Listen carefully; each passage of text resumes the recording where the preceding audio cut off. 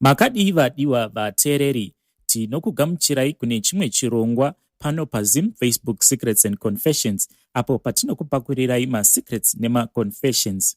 Regai tibva tapinda muconfession yedu yekutanga muzuva ranhasi. Hanzi, hello mukoma Nashey, please post for me. Ini ndiri mukomana ane 26 years. Mumba medu tinobarwa tiri 2 boys 2 girls. My story goes like this. Pandaiva mudiki ndiri grade 7, ndakaita musikanzwa ndikabata mwana wevanhu chibharo aiva ne5 years. Taigara mukembu, baba vangu vaiva mupurisa. Zvakaitika chimwana ichi chaiuya chichizotamba nekahanzvadzi kangu. Then one day akauya pasina vanhu, paineni chete. Ndikamuti, pinda umirire shamwari yako, anouya manje manje. Akagara akatanga kutamba achiona TV. Ini mupfungwa dzangu ndakangoti rega ndimboita zvandinosiona muTV. Ndakavhara door ndikati kukamwana kaya, bvisa bhurugwa rako, ndikabva ndamubata chibharo. Amai vake vakazozviona kuti pamwana wavo pane zvainge zvaitika. Vakazouya kumba kwedu vakabvunza, asi ini ndakaramba. Amai vangu vakandirambirawo. Mai vaya vakazoenda kupolisi, doketi rikavhurwa. Mwana akatorwa statement. Mutemo ukati handingatongwi because I was still young, ndiri underage. Takagara kusvika ndazosvitsa 18 years. Nyaya iya ikabva yamutswa zvekare. Takaenda kucourt, asi mwana aingotsanangura sezvazviri, hapana chaakachinja. Mhosva ndaiva nayo zveshuwa. My parents vakanditsvakira lawyer, pakabva pashanda mari, but hamawe ndaiva nemhosva. Asi zvadaro nyaya iyi ndakaibuda, but vabereki vemwana vakarwadziwa. Hapana kana kutora time, baba vangu vakabva vadzingwa basa. Vakabva pamba, vakabva vaenda kumusha ndokunotanga kugara. Vakatisiya ini namai vedu. Takabva tatanga kutambura. Kusvikira tazotama from Gweru tikaenda kuHarare. Amai vangu vakazorohwa nemotikari. Ndikatosara ndiri ini ndaitarisa vana kusvikira amai vangu vapora.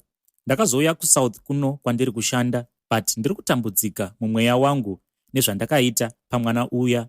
Kahanzvadzi kangu kakazomitiswa mapatya at the age of 16. Saka kuti ndichaziva chiri kukonzeresa handichazivi, but mumwoyo mangu I am regretting. Please notify me when you have posted. Regai tiende pa confession yedu inotevera. Hanzi, hello mukoma, please post for me. Ini ndiri murume ane makore 35. My story yakadai. Ndaiva nefriend yangu wandaiwirirana naye zvisingaiti. Taiwirirana zvese nekuvimbana, tichibatsirana nedzimari because we are both in business. Friend yangu akazowana musikana wake waaida kuroora. He told me and I advised him to start saving. Akatora mari yake yese yemabroiler aanga akapfuwa for 3 months, akabva anditi Sawira, ndinokumbirawo kuti mari iyi unditenderedzerewo, wozondipa mbichana yabereka. Roora rake was in 6 months time. Ndakatenderedza mari iya, iye achiitawo zvekupfuwa huku, apa achienda kubasa. After 3 months, akati, Sawira, ko mari haufa? Ini ndikamuti, ndangofunga kuzokupa ka1. Akati, it's okay. Mwedzi wechi5 uchisvika, ndakangovhara mashops angu, ndikabva ndanyangarika nemari yake 1.5 USD. Handina wandakaudza kwandainge ndaenda, nanhasi haazivi kwandiri. Ndakabvunza umwe munhu wemuarea maari, akati roora rakazoitwa muna February because zvaDecember zvainge zvakona. Dambudziko ndaakusangana nemashura asingaperi muupenyu hwangu. Pakutanga ndakapisirwa mari neacid. I am a gold dealer. I went to buy acid yokupisa gold nekutenga maUS. Ndakaisa 800 USD musecho. Ndikabva ndaisa bhodhoro reacid yangu. Ndakati ndichisvika kumba kunovhura bag, wanike acid yatutuma ikarasikira pamari yese kutyika. I lost 800 US nelaptop. Kechi 2 ndakarohwa nevamwe varume vari group vachinditi ndiri mbavha. Ndakarohwa kupotsa ndafa. Ndakazomukira kuhospital, asi vakazoona kuti handisirini munhu wavaireva, but ndainge ndatokuvara. Then pane zvimwe zvinhu zvakazoitika. Ndakatsvirwa neshopi yese, but nanhasi hazvizivikanwe kuti moto uyu wakabvepi. So ndafunga kutsvaka hama yangu iya yandakabvara mari kuti ndimukumbire ruregerero, asi nyadzi hamawe ndidzo dziri kundibata. Ndatambudzika, apa chekubata handichina. Please help me. Regai tibva taenda paconfession inotevera.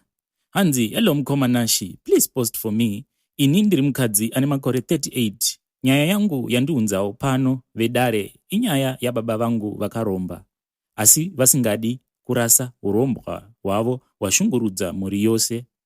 Vehama tatambudzika kumusha kujerera kuzaka kwachigudu.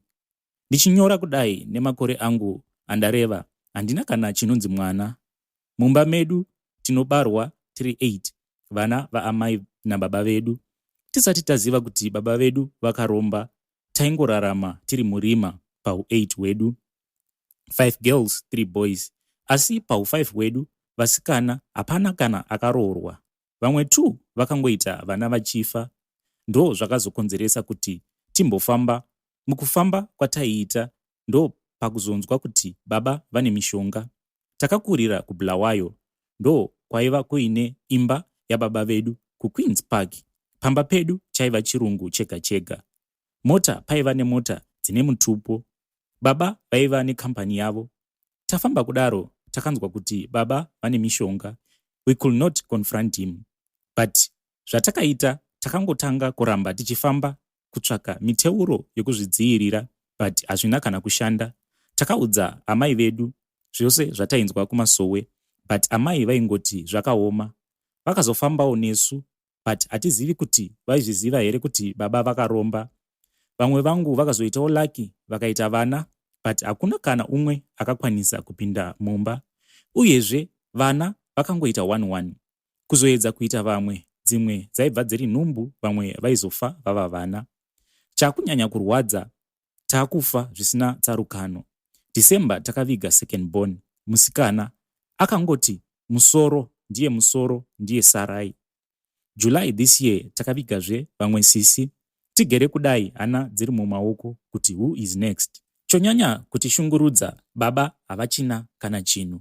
Imba yaiva muBulawayo yakatsva zvese neproperty. Hakuna chakasara kunze kwemadziro. Mota dzakatengeswa dzose, hapana kana imwe iripo.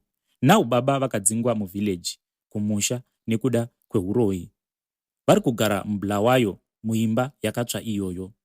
Vakangotorawo zvimapisi zvemazen'e zvainge zvakasara vakapfirira 1 room, ndo mavari kugara. Sadza chairo rekudya rinotovanetsa, but kurasa zvinhu havasi kuda.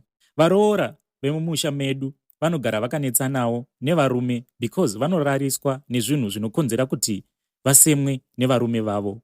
Musha wedu watambudzika hamawe. Kana ukangonzwa kuti wakaneta uri pamba, ukada kuti rega ndimbozorora, kungokotsira chete wakutorota uchirara nemurume. Sometimes unotoona ivo baba vari half naked vachiuya kwauri masikati machena. Paunozomuka uchienda kunogeza, unotoona kuti wakazara urume.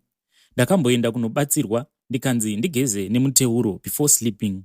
Ndapedza kugeza ndobva ndatsamira muteuro iwowo.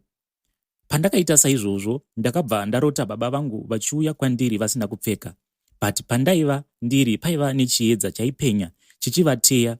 Ivo vakadzokera kumashure. Makuseni vakamuka vachipopota, ndikabva ndadzingwa pamba pedu.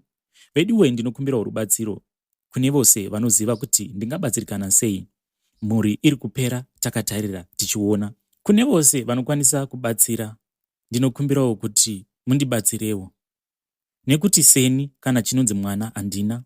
Apa inini I am my father's favorite. Havadi kana neni. Please help me vedare. Regai tibva tapinda muconfession yedu inotevera. Hanzi, hello admin, please post for me. Chero chitupa musaviga. Ndiri amai vane 44 years. Nyaya yangu yakadai. Ndakamitiswa nemunhu weukama ndichiri musikana. Zvakakonzera kuti tisaroorane. Ndakagara ndikarera mwana wangu. Ndaishanda ndichigara mukwekwe. Ndakarera mwana wangu akakura ndichingoita hangu zvima relationship. Ndakazosangana nevamwe baba vaiva manager mune imwe shop. Vakandipfimba tikawirirana. Ndikavada, but vaiva nemukadzi wavo. Love yakatinakidza zvekuti vakatotama vakazotanga kugara neni. But ndichidanana nababa ava, pane umwe murume futi wandaimhanya naye aigara opposite my house. He was married futi, but taitoronga ma future plans. Mari ndichipiwa, ndikatotenga ground reshop, asi ndakazobatira pamuviri. Apa tainge takabvumirana kuti ndaifanira kuzobatira pamuviri kana last born yake yava form 1. Pandakamuudza kuti ini ndaane nhumbu, iye haana kufara nazvo. He stopped zvose zvaaindiitira. Unfortunately, mhepo dzakabva dzasimuka, ndikabva ndadzingwa basa. Zvinova zvakazopa kuti ndibvume kuti manager vaya vachiita move in. He moved in, asi havana kuziva kuti ndainge ndatova nepamuviri. Shoko rakasvika kumukadzi wavo kuti taakugara tose. Mukadzi aiva kumusha. Mukadzi haana kupopota oro kuita anything, akaramba ari zii. Pakazoti papera mwedzi, mutezo wababa ava wakabva wafa. Wakatanga kuramba kushanda. Takaedza zvose, takamboenda kumen's clinic, asi hapana kana chakashanda. Apa mimba yainge ichikura. Muridzi wayo ainge atondifuratira kare. Mimba yakakura, manager vakatenga preparation vachiti mwana ndewavo. Mwana akazozvarwa, iko zvino mwana uyu atova grade 5. Ini namanager ava tichiri tose, asi bonde hakuna. Kuti tirambane hazvisi kuita. Handichazivi kuti vakandigadzira here oro mudzimai wavo paakasunga mutezo wavo akabva atisunganidza here. Handitozivi. Apa mukadzi wababa ava akabva aroorwa. Basa ramanager rakazopera, vava kungoita zvemapiecework. Life yangu yadzoka pazero chaipo. Muridzi wemwana chaiye, iye kumuudza nezvemwana anonditi handikwikwidzane nemadhara kureva manager. Zvino hondo yangu yaapa kuti mwana wangu ndomuudza sei kuti baba vake ndi next door wedu, because iye anoziva baba vari mumba kuti ndivo baba vake. Apa vanomuda zvisingaiti. Birth certificate ndakaisa mutupo wangu. Please help me, musanditukawo henyu. Regai tiende paconfession inotevera. Hanzi, hello mukoma Nashey, please post for me. Ini ndiri murume ari kuita basa rekudriver. Pari zvino ndinodriver ndichishanda kumabhazi eKuZupco. Heinoi nyaya yangu. Munongoziva kuti kuZupco kune mabhazi nevashandi vakawandisa. Pane nguva yatakamboshanda tichimiswa kubasa kwedu. Apa zvino munongoziva kuti zvainge zvakaoma. Ndakafunga kuti zano nderipi. Ndaona kuti pabasa vamwe taigona kumiswa ka4 umwe munhu asati ambomiswa. Ndakaendawo ndikanotora mishonga yokuti ndikwanise kugara pabasa permanently. Uyezve ndakabva ndagadzira bhazi rangu kuti risambofa rakazodhiraivhwa neumwe munhu. Bhazi iri ndakarigadzira zvokuti haribatwi neumwe munhu kana ini ndiri kuoff. Bhazi iroro kana ndisipo pabasa haritofambi. It's either rinofa kana kuti apinda mariri akadhiraivha anotorwara zvekuzvimba makumbo nekutoparara musana. Zvinhu zvakutozikanwa chero pabasa kuti bhazi iro rinongogonekanwa neni chete. Ndine mishonga yandakapiwa kuti ndiise pasi pesiti radhiraivha, uye ndine mhiko dzandakapiwa. Zvino dzimwe dzacho dzakuita dzichindikurira, zvinokonzera kuti zvinhu zvangu zvisachifamba mushe. Uyezve imwe yemhiko idzi ndeyekuti kana ndichipinda mubhazi every time ndinofanira kupinda nenhembeshure ndakafuratira mukati.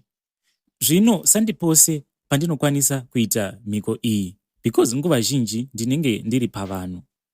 Zvino kuchikora kwandakaita mhiko iyi, ndakuti chero ndikatenderera sei nebhazi iri hakuna anokwira. Chero rikamira murengi chaimo vanhu vanotosarudza kupinda mukombi. Ndiri kunzi ndinofanira kuripa neropa remunhu kuti zvinhu izvi zvidzokere panormal position pazvaiva before. Saka kuti ini ndiurayire mwana wangu bhazi risiri rangu, zvinhu zviri kundiremera. Uyezve ndine dzimwe nguva dzekuti kana ndichidhiraivha ndinomboona bhazi richiita unge riri kubvira. Moto wacho unenge uri padashboard, but zvinhu izvi zvinongoonekwa neni ndega. Please help me hama, ndoitawo sei nebhazi iri, because dzimwe nguva ndinombofunga kungodhiraivha ndakananga mubridge remvura, asi ndikazotarira mapassengers anenge ari mubhazi ndinobva ndanzwa tsitsi. Please notify me when you have posted. Regai ndidzokere kuFacebook ndinoverenga imwe confession yatakatumirwa nezuro. Hanzi, hello mukoma Nashey, ini ndiri mukadzi ane makore 28, saka ndine shamwari yangu akaroorwa recently. Ini neshamwari yangu tinowirirana zvisingaiti, but dambudziko ravapo nderekuti ini ndiri kuchiva murume wake, nekuti murume wake murume ane maqualities ose andinoda pamunhurume. Dzimwe nguva ndinoti kana ndiri kumba kweshamwari yangu ndinoyeverwa nemurume wake. Pandinozosvika kumba kwangu ndinobva ndatanga kufunga nezvemurume wake.